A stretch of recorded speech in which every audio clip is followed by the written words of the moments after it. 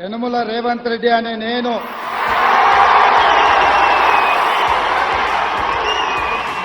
శాసనం ద్వారా నిర్మితమైన భారత రాజ్యాంగం పట్ల నిజమైన విశ్వాసం।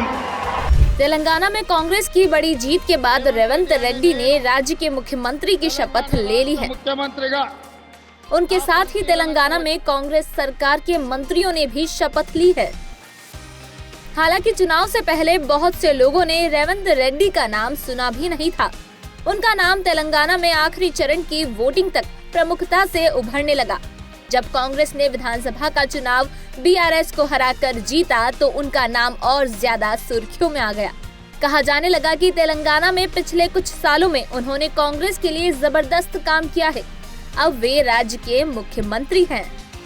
रेवंत रेड्डी ने 8 साल पहले कसम खाई थी कि मेरे जीवन का उद्देश्य केसीआर को गद्दी से उतारना और उनके परिवार को राजनीति से खत्म कर देना है। अब हुए विधानसभा चुनावों में उन्होंने ये सच कर दिखाया है। राज्य में उनकी अगुवाई में कांग्रेस ने भारत राष्ट्र समिति को बड़े अंतर से उखाड़ फेंका है। ये काम उन्होंने केवल 3 साल के भीतर किया है। दरअसल वर्ष 2020 में उन्हें मोहम्मद अजहरुद्दीन की जगह राज्य में कांग्रेस का अध्यक्ष बनाया गया। बेशक उनके छोटे कद का उपहास भी उड़ाया गया था, लेकिन अब उन्होंने दिखा दिया है कि तेलंगाना की सियासत में उनका कद काफी बड़ा हो चुका है।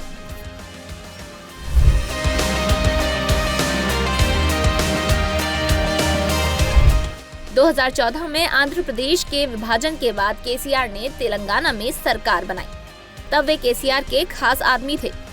छाया की तरह उनके पीछे लगे रहते थे।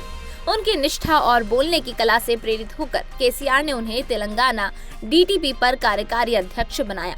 हालांकि 1 साल बाद ही वो गंभीर आरोप में फंस गए।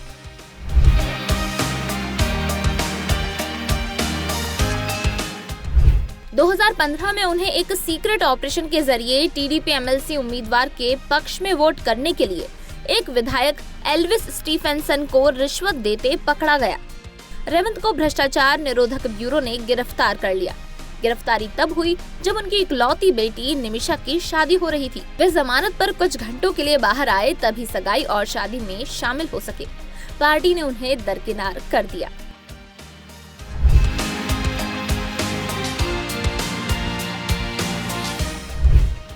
रेवंत रेड्डी कृषि से जुड़े एक गैर राजनीतिक परिवार से ताल्लुक रखते हैं।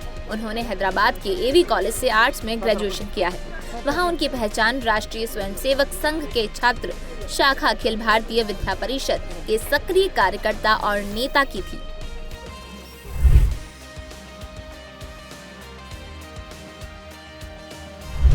रियल एस्टेट और अन्य व्यवसायों में हाथ आजमाने के बाद उन्होंने 2001-2002 के आसपास टीआरएस के सदस्य के रूप में अपना सियासी करियर शुरू किया था। जेल जाने के बाद उन्हें जब केसीआर और पार्टी से मदद नहीं मिली तो उन्होंने 2006 में उसे छोड़ दिया।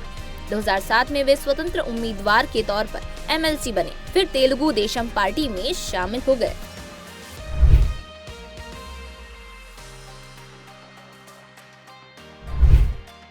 पहली बार 2009 में कोंडंगल निर्वाचन क्षेत्र से टीडीपी के विधायक चुने गए। अगले चुनाव में फिर टीडीपी विधायक बने। 2018 में केसीआर की लहर में वह पटनम नरेंद्र रेड्डी से लगभग 9000 वोटों से हार गए। वे 2 बार विधान परिषद में चुने गए। इसके बाद वर्ष 2019 मल्काजगिरी से सांसद भी रहे।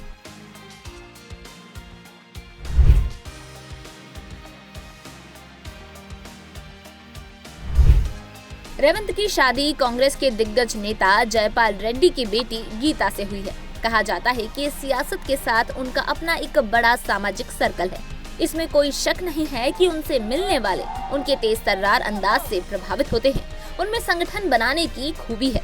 जब वे जेल गए और केसीआर ने उनकी कोई मदद नहीं की, तब उन्होंने संकल्प लिया कि वे एक दिन केसीआर को मुख्यमंत्री की गद्दी से उतार कर ही दम लेंगे।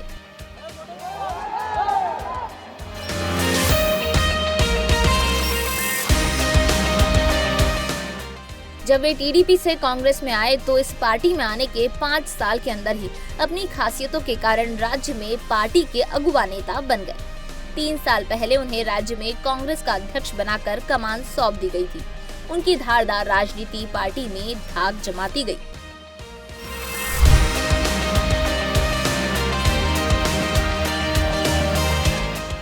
भारत जोड़ो यात्रा रेवंत को राहुल गांधी के करीब ले आई।